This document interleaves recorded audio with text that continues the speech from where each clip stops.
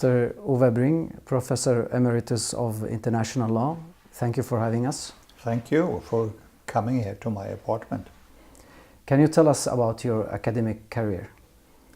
Well, I wrote the thesis of international law on investment protection in 1979, and at that time I was working part-time at the Ministry for Foreign Affairs.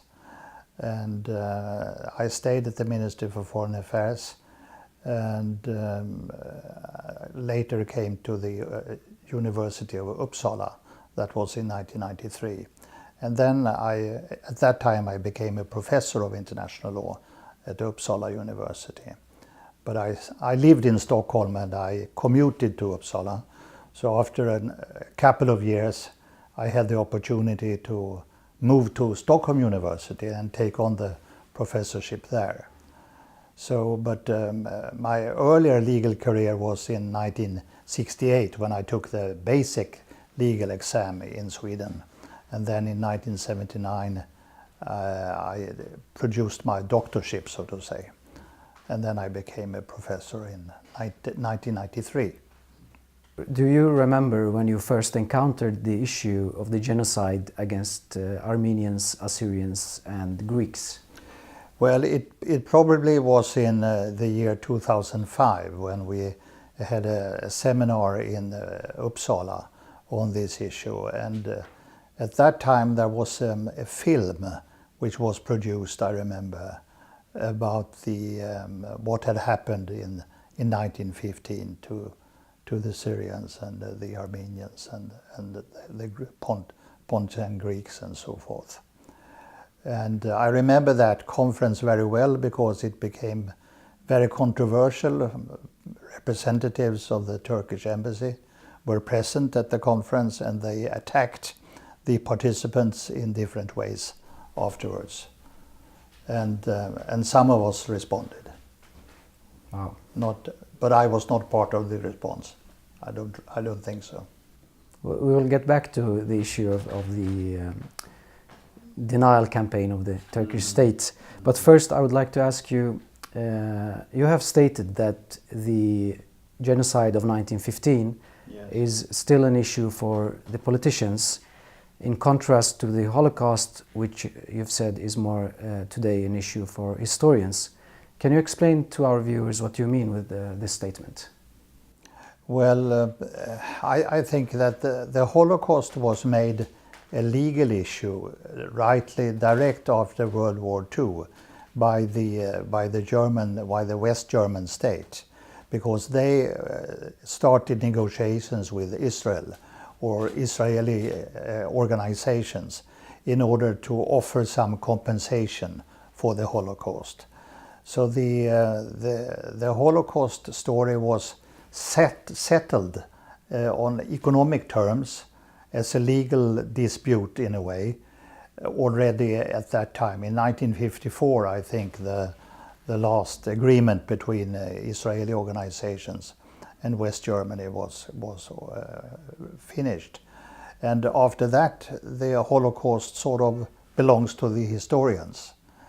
But the issue of SEIFO and the genocide of 1915 still belongs to historians and politicians, because there has been no settlement, no legal compensation has come forward, and now it's very difficult to ask for compensation in legal terms. You can, because so much time has been running along since 1915, and the last time it was possible to do something in legal terms was in 1948, when the United Nations adopted the Convention Against Genocide. Then they had a possibility, an opening window, to do something about genocides in the past, and the UN could have taken an initiative with regard to compensation or something like that. But that didn't happen, and then decades have passed and passed. So now the whole thing is barred from any legal proceedings. So it's a matter of compensation ex gratia, perhaps, voluntarily compensation, which is not of a legal nature, but of a moral nature. And Sweden has given compensation in the 1990s to a Jewish organization in Sweden because something that the Swedish state did during World War II, which we are not so proud of. So it's a matter either of legal question and thinking, or it's a matter of policy and morality. But according to you, it's still a political issue. It's still a political issue, it's still a moral issue. There are descendants who would like to see something done. They want to be recognized as victims or descendants of the victims, and they want to see some reconciliation. Yeah. And if we listen to the Turkish official Turkish version on this story, it is said that the Turkish state is saying that this is an issue only for the historians, while you're saying that precisely because of this Turkish denial, it's still an issue for the politicians. Yes, well, I've also said that the historians have done their homework already in this matter. We have so many historians who have gone through what happened in 1915. So we don't need any more historical research. Yes, of course, we need research from the archives, because if you speak about genocide, it's very important to document an intention to kill a group in whole or in part. And the archives can, of course, give extra ammunition for arguing that it's a matter of genocide. But basically, the outer events of the year 1915 and the following years, what happened in Anatolia, has been documented by historians already. So I don't think we need more historical research. Basically, we need politicians who do something about the historical conclusions that we already have on the table. And continuing on the political aspect of this genocide, the Swedish Parliament adopted a resolution recognizing in 2010 that this is in fact a genocide. And you have repeatedly voiced your opinion that the Swedish government should also recognize and adopt the resolution of the Parliament. What is your view on this? Well, first I have to say that the Swedish government or any government is not obliged to follow what the Parliament says in a question which is foreign policy oriented. Parliament has its task to adopt national legislation, but the question of foreign policy is a matter which is conducted by the government. So the government can do as the Parliament has recommended, but they are not legally obliged to do it. So I have to make that clear first. But then I think that I don't think that any Swedish government should be afraid of telling the truth, so to say, with regard to what happened in 1915. The history, the past is very often present in our present lives, and it's a matter for politicians to deal with questions which are burning among populations. And we have a big population in Sweden which are coming from Anatolia, Syria, Lebanon, Turkey, and they have kinfolks who have been murdered in the year 1915 and the following years also.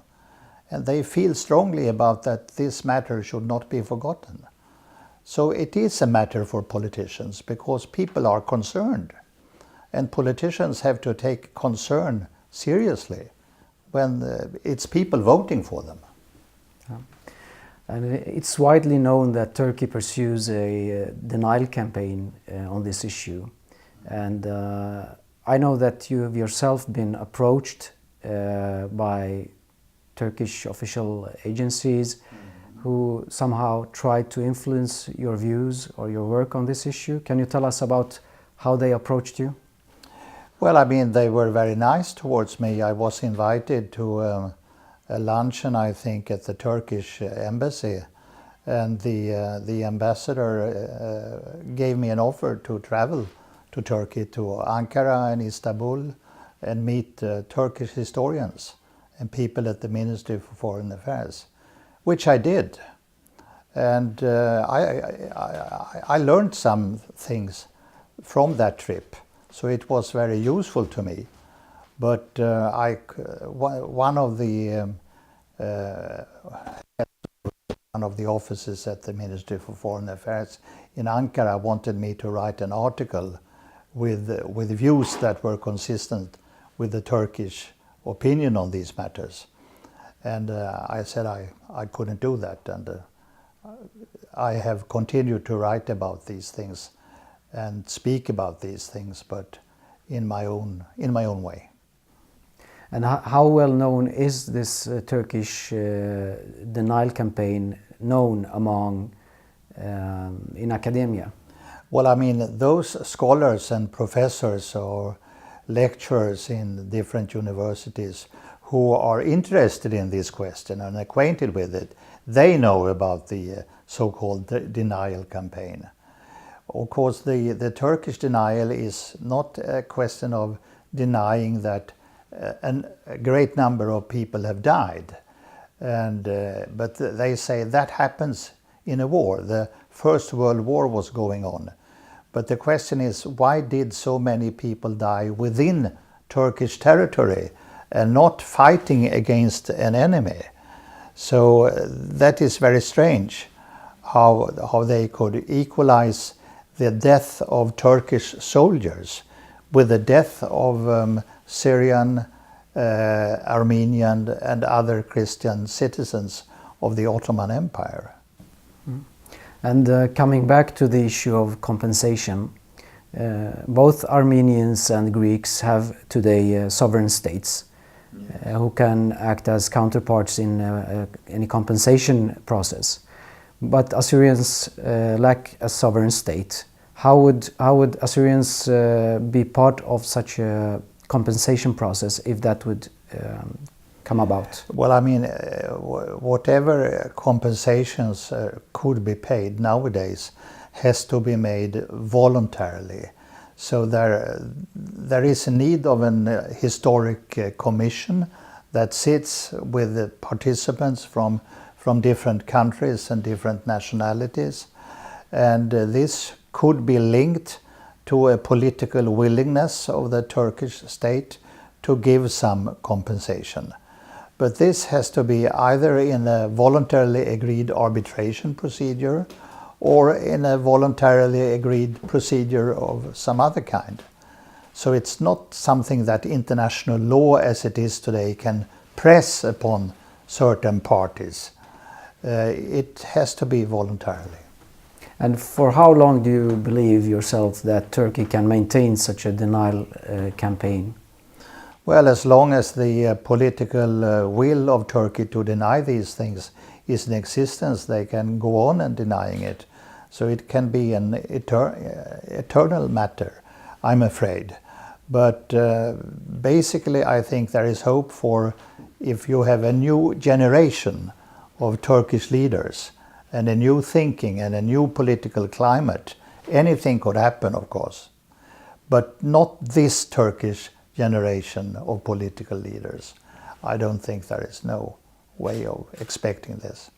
If we compare the actions of Germany after the Holocaust with acknowledging what happened, compensating the victims, and also incorporating the issue itself in history books, textbooks in the schools, and comparing this with the continued Turkish denial campaign, how come some state actors move to recognize the dark pages in their history, while other state actors so fiercely oppose the committed atrocities?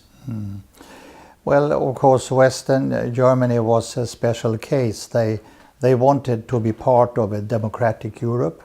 They wanted to show goodwill against what had happened in the past through the Holocaust. So they started negotiations offering compensation to Israeli organizations.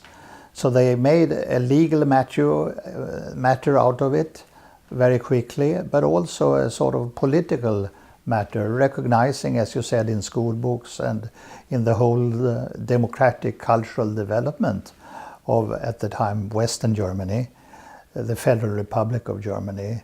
So they recognized, because they wanted to be part of the democratic Western world. We are speaking of the Cold War period, when it was very important whether you belonged to the West or the East. In the East, the German Democratic Republic didn't recognize any responsibility whatsoever of what had happened in the years 1939 to 1945.